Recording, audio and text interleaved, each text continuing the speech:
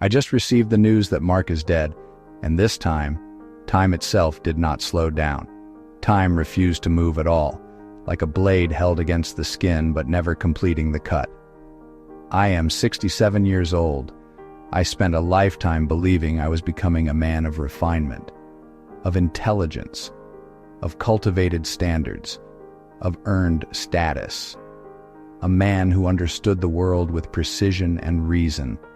A man who deserved the attention of rooms, not simply the love of a single man. Mark was the man who loved me through my 30s, my 40s, my 50s. A man who stayed, not because I earned it, but because love was his native language. I never chose him. I kept him on the lowest shelf of my emotional inventory, where warm things go to die quietly. I chased the men the world applauds, the men who enter bars like myths, the men who carry youth like a loaded weapon, the men whose presence validated that I was still relevant, still desirable, still valuable in the currency of gay male demand. I was a mathematician of desirability. I optimized partners like algorithms. I filtered options like data. I rejected emotional stability because emotional stability does not collect attention. I spent my life being brilliant about everything, except how to receive love. Mark was not a fantasy. He wasn't curated. He wasn't a spectacle. He was steady presence, quiet warmth, ordinary miracle. I once told him that I loved complexity. But love is not complex. People just fear the price of being seen. And I thought I was too intelligent for simple love, too brilliant for softness, too valuable for the kind of love that didn't require performance. Mark stayed, without conditions, without demands, without deadlines. He stayed even when I told myself that staying makes a man weak. He stayed through every season I reinvented myself into a more desirable version of myself, while he remained the most stable version of love available to me. And now, he is gone. Elegance requires me to admit this with honesty. I was not unlucky. I was arrogant. I have wanted so many things: power over rooms, admiration from strangers, the clean silhouette of a man walking into a party knowing he is seen. But right now, all I want is one more ordinary minute with the man who loved me like oxygen, and I treated like weather. My first impulse is rage, at the messenger, at the hour, at God for being so obedient to time. But no, it is rage at myself, at the factory of reasons I built, at the lists I worshipped, at the criteria I asked the universe to obey. I hear myself thinking, how dare he die before I say the obvious? But the truth is darker. How dare I require his disappearance to recognize what was in front of me? Mark, the person who shows up without choreography, who does not audition, who does not bargain, who does not punish you for failing to recognize the obvious. He stood a step behind me for years. No, decades, saying with the humility of a lighthouse, I am here if you need me. And I smiled, thanked him for his kindness, and then walked into storms. I told myself I was waiting for the right thing. What I meant was that I was waiting for a brighter mirror. You want my confession? Here it is. I believed I had more value than simple love. Love is what you do when someone is standing right in front of you, holding a life with both hands and saying quietly, if you need me. Do you know what he did? The little things? Of course you don't. I didn't either, until now, when the accounting arrives with a black ribbon on it. When I had the flu, he left soup at the door and pretended not to hear my cough so I wouldn't feel watched.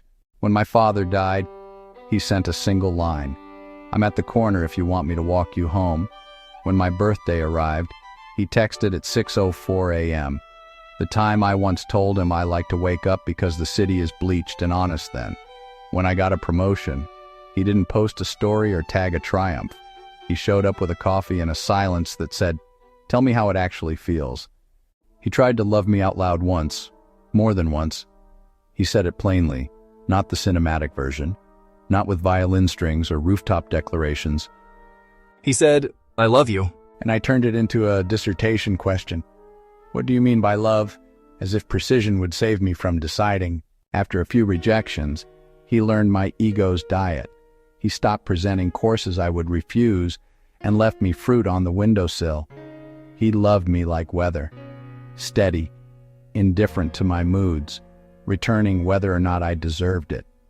And then I learned how to call that friendship, because labeling love as friendship is a way to avoid paying it back.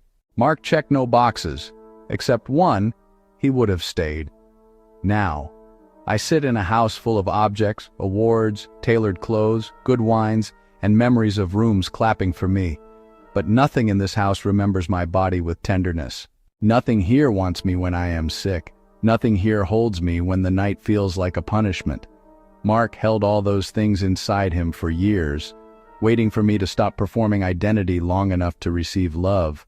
I thought love was a luxury to be acquired at the perfect time. Now I understand love is the only wealth that compounds. And that is how I walk into the room where his body lies. The room is quiet, heavy with flowers and perfume that cannot disguise death. Mark lies there, composed, serene, as if he is finally free from waiting. And I, the man who made him wait, stand here rehearsing all the things I should have said while his heart still listened. I lean over the casket and whisper, "I was busy, Mark. Busy building a name that nobody remembers in this room. Busy becoming impressive to men who never stayed. Busy confusing applause with affection." I look at his hands. Hands that used to bring soup, hold umbrellas, leave small gifts. And I realize I never learned their map. How can I call this a life when I never learned the hands that held it for me? "I'm sorry," I say again, softer. Not for the years lost. Those are irretrievable. But for the arrogance of believing love would always wait for me to mature. He looks peaceful. He always was. Even in death, he forgives without ceremony. That is the cruelty of unconditional love. It forgives even those who are still confessing too late. I touch his chest, cold marble under fabric, and I imagine what it would have felt like to place my hand there while it still rose with breath. That, right there, is the weight of eternity condensed into a heartbeat I never took. "Thank you for loving me, Mark," I whisper. "I finally learned the grammar of your silence. I finally understand that love does not audition, it waits." And with that, I step back, knowing the conversation is over, but the echo will not end. You who are listening, do not repeat this crime against yourselves.